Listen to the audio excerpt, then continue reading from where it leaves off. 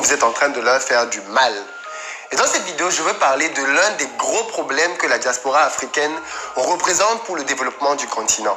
À force de tout le temps donner de l'argent aux gens au pays, bien souvent vous leur faites du mal. Vous devez apprendre à dire non. Dans cette vidéo, je vais vous expliquer comment est-ce que un non que j'ai reçu dans ma vie, venant de quelqu'un de la diaspora, a radicalement changé mon mindset.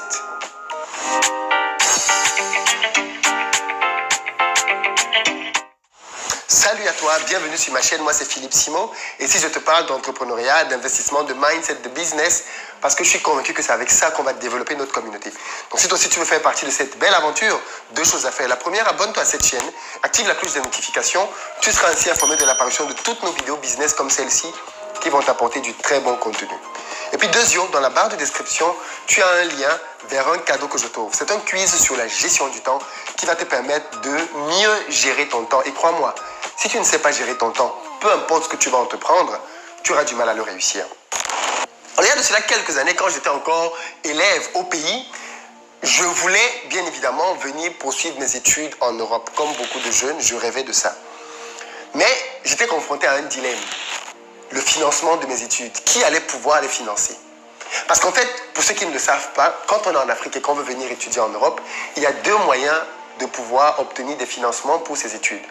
Le premier moyen, c'est ce qu'on appelle une caution bancaire. C'est-à-dire que tes parents ont de l'argent, le bloquent en France dans un compte, et quand tu arrives en France, tous les mois, l'argent est sorti de ce compte et t'est remis. C'est une somme qui évolue. Aujourd'hui, elle est à 700 et quelques d'euros par mois. Donc, vous imaginez, 700 euros, c'est plus qu'un salaire de gros cadre au pays. Donc, très peu de familles, en réalité, peuvent se permettre d'avoir autant d'argent à bloquer sur un compte en Europe.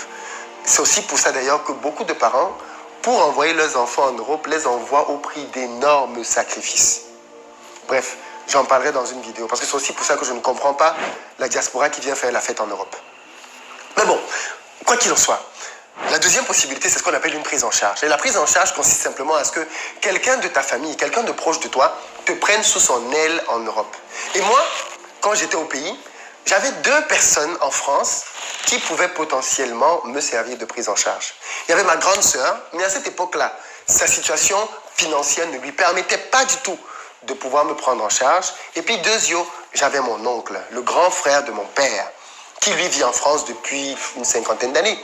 C'est quelqu'un qui avait le dossier parfait. Il est français, il est fonctionnaire, il est cadre dans l'administration, donc il a un très bon revenu mensuel salarial. Il n'a pas d'enfant. Donc pour moi, c'était le profil type de la personne qui, s'il demande une prise en charge pour moi, bingo, je vais l'obtenir. Donc du coup, je suis allé voir mon père pour lui dire, écoute, il y a ton frère là qui peut me servir de prise en charge. J'étais en terminale à ce moment-là. Et mon père m'a dit, mais attends, je connais mon frère, il n'est pas dans le mindset africain d'aide et tout. Depuis qu'il vit en Europe, il a beaucoup changé sur beaucoup d'aspects. Et ça me surprendrait qu'il te vienne en aide pour une telle demande. Je lui dis, mais je ne lui demande pas de l'argent. Je lui demande juste de faire un papier.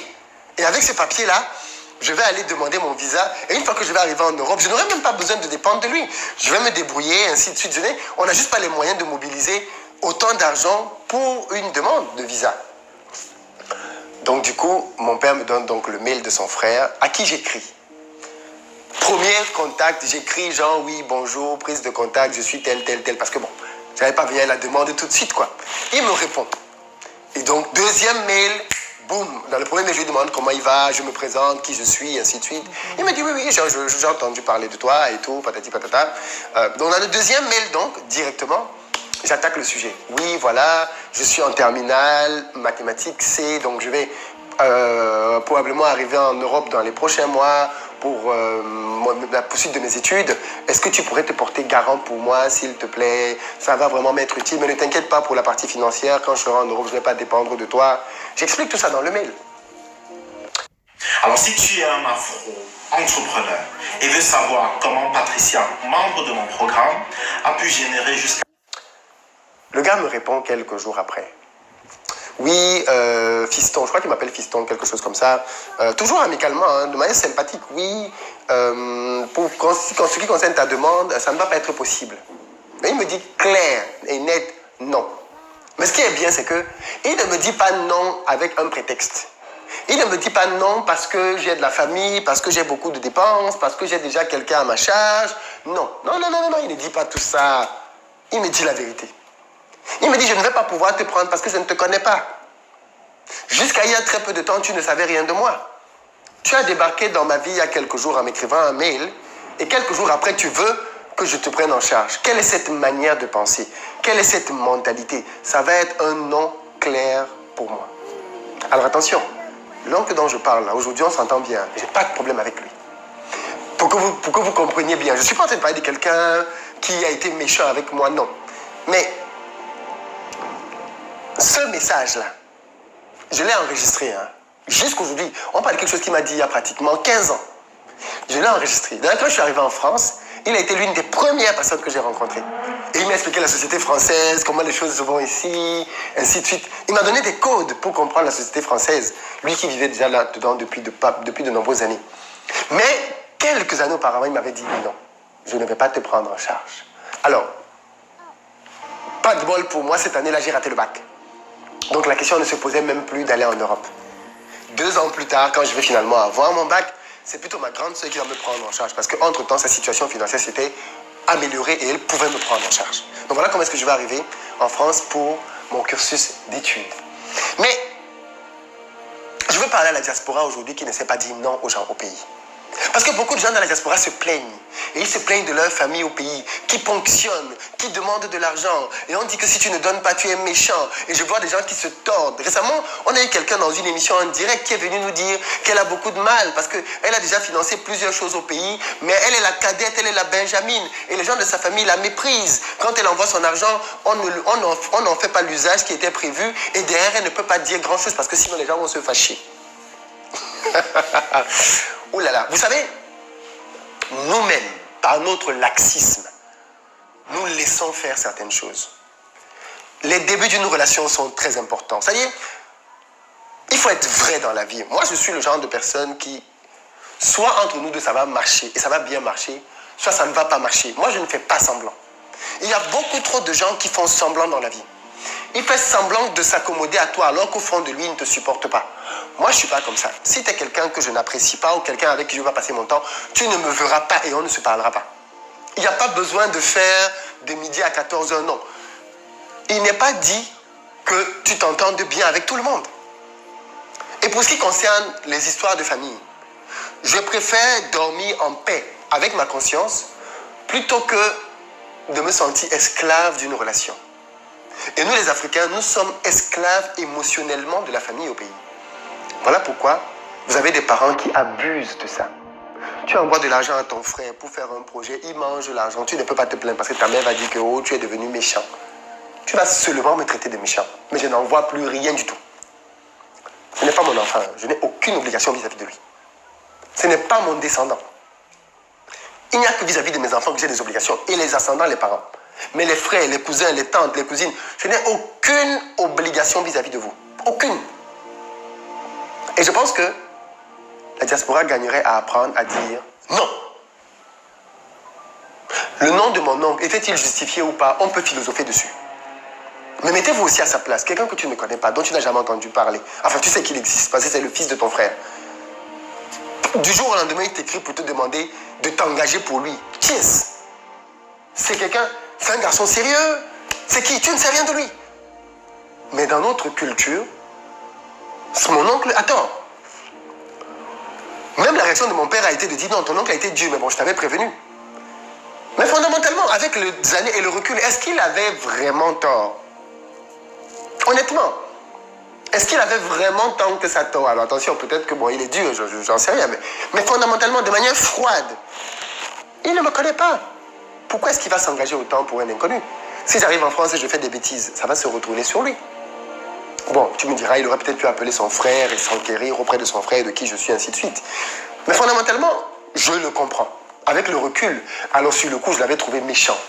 J'avais trouvé, comment il peut être aussi inhumain? Comment un tonton peut se comporter comme ça?